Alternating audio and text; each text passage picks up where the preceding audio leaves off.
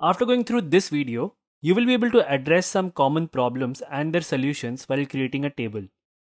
Welcome to another interesting topic, designing a database. Until now, you know how to create a table and add attributes and records into it.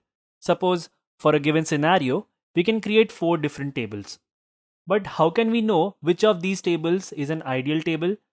Well, in this video, we will see what should be an ideal design of a database and what attributes in a table should we define for a given scenario.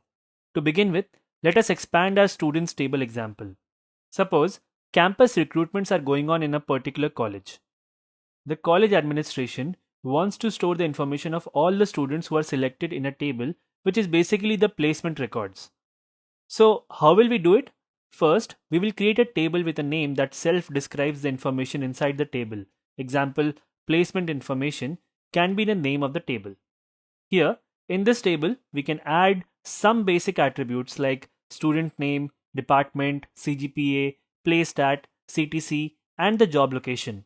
Let's fill some data in the table. Note that we can add more attributes to the table like job description, email, and so on. But to understand the concepts in a simpler way, we have limited the attributes as shown in the table. Also, the college has a rule that a student cannot be placed in more than one company. And for a particular company, the CTC and location will be the same for all the hired candidates for that company. This means that in this table, we have 2 different students who have been selected by Amazon. Their CTC and location will be the same.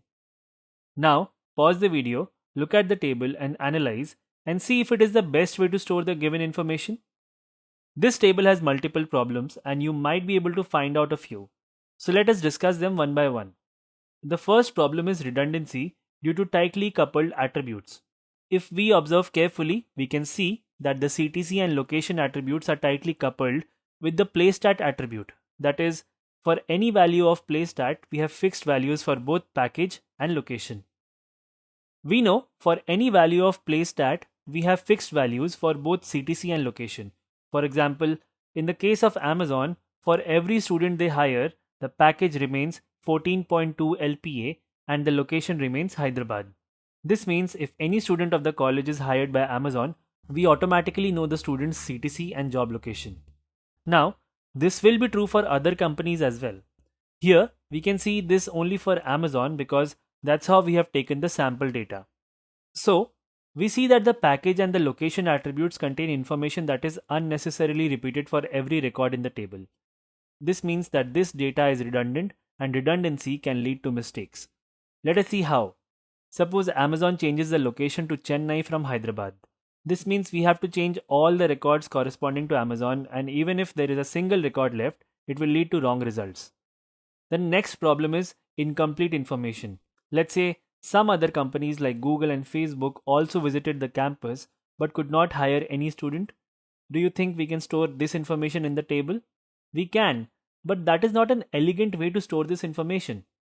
Also, there might be some students who appeared for the placement interviews but due to any reason were not placed. Again, this information we can store in the table but not an elegant way to store. Now let's say a company found later that one student Ajay has used unfair means to crack the placement test. So they disqualified the candidate. This means that the student is not placed and we need to remove the corresponding record from the table. This will also delete the information that the company had come to college for placements. So what should be the solution to these problems? To address these problems, we need to break the table into smaller tables, one for each entity like this. Now, instead of maintaining placement information in a single table, we are keeping information of students and companies separately in different tables. This makes the information more flexible to use. Using these tables, we can now add information about those companies who visited but did not hire any student. And also, we can store information of the students who appeared for placement interviews but were not placed. And for the student who was disqualified, we can simply remove the playstat record for that student without removing the company information altogether. So, this is how we can solve problem 2. Let's see how we can solve problem 1, that is redundancy of the data.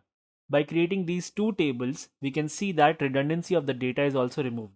Even if we have to modify the record of Amazon from Hyderabad to Chennai, we only have to make changes at one place without altering the records of the other table. So, by creating multiple tables, we can see that our database design is much more flexible and easy to work with. Now, the important question is, how do we connect the records of these tables with each other? To find out, click on Next to find the answer in the next video.